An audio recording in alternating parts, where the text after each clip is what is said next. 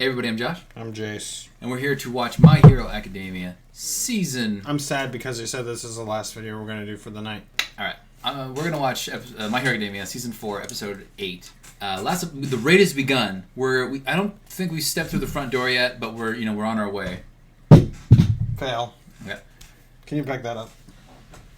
Thank you. Right.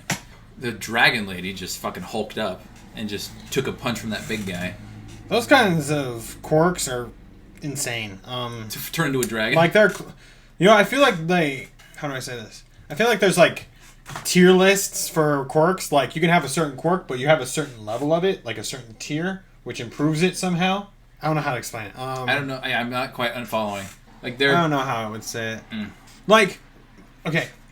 Like how I'm saying, like there's airwalk and there's float. We've talked about that. Those are two different quirks, but but on the surface they're basically the same thing. But if they weren't this, but if they are truly the same thing, why aren't they both called the same? Don't have the same name. Well, I mean, like there's so many characters who have like fire quirks, but like I think Endeavor's is called Hellflame and Dobby's is called Cremation. Exactly, that's what I'm saying. Aren't there differences between them then? I don't know. Do you get to name your own quirk, or do you like have to go to a registry? Like, is there a quirk registry and like, oh, we're gonna call it this? Like, who would Hero Killer Stain quirk Blood Curdle? Who would? I don't think a registry would do that. It's just a thought. Like, I mean, like we also say, some people get lucky with their quirks, some people not so much. I mean, and then again, some people might have a quirk that could be seen as like an illness, maybe. Maybe. Or a curse. All right, let's go. Patreon is a thing. We're gonna take the first steps into this raid. Let's go.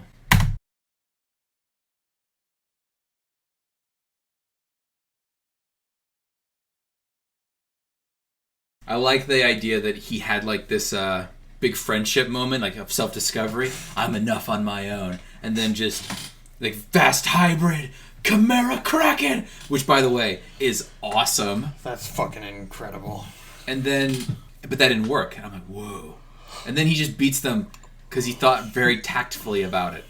That might be one of the best fights in the show, if I am being honest, because he thought tactically about it. Like he grew his little chicken foot and flicked the crystal and it blocked Larceny's sight. And then the whole like, did he swallowed one of my crystals? Like when you weren't looking. Grabbed him. And he goes for the eat and then just like holds his friend in the way. It's funny because Aaron... Tamaki is obviously the MVP. Yeah. There's no doubt. Not a single. Suneater of the big three. I would buy the shit out of a Suneater pop figure. You gotta buy one that actually is oversized and has him doing this Chimera Kraken.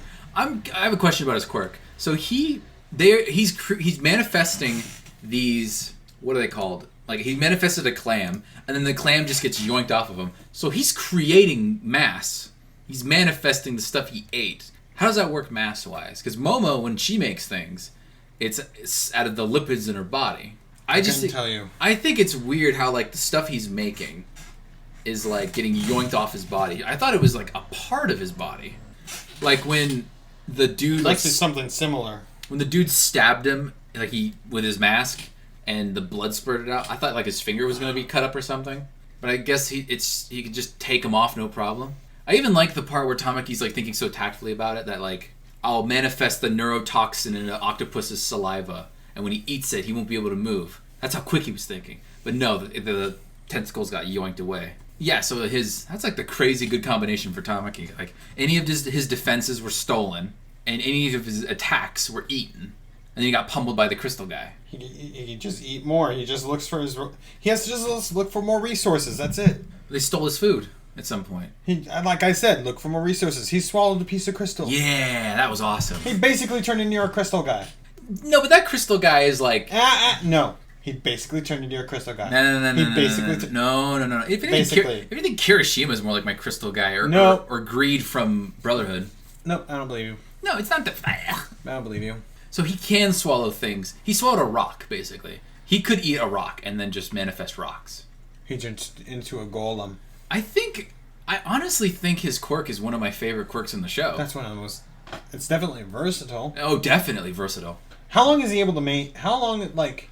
I don't know. If he eats octopus, like in the tomorrow morning, how long does he have before he can't like turn into that? Maybe until like he poops it out, like it's out of his body system. Sorry to gross you out, but I mean that's probably what it is. I feel like he has like a couple of food that he tries to eat every day, so it's always in his system. Like he talked about how like clams are good for offense and defense. I try to work them into my diet every day. Or he eats a lot of octopus when he's at the fat agency. That's what it's called, the fat agency. Fat gum. So he's been eating lots of takoyaki, so octopus it will become one of his specialties because he's been eating a lot of it. But yeah, MVP right there. Holy fucking shit. Nice. Mimic is. So they took out. There's 8 bullets. If I didn't know about that quirk enhancing drug, Mimic is OP as fuck. Yeah. There's 8 bullets of the Hisaikai. I think Tamaki just took down 3 of them. Okay. And then I think another one is the dude who's like fucking with the building. Josh. What? Just one more. One more, man. Come on. Fine. I promise, last one. Fine, last one, fine. For the night. All right, for the night. All right. So, yeah, it's and don't forget, we can't forget, Lemillion went ahead. And so he's still up there. He didn't fall down. Lemillion, his costume is made out of his hair, which I think shouldn't really count. Because it's a separate, once it's severed from your body, it shouldn't work that way. Well, let me ask you this. You know that there's a thin piece. You know that the nerves don't extend all the way to the skin, like, right?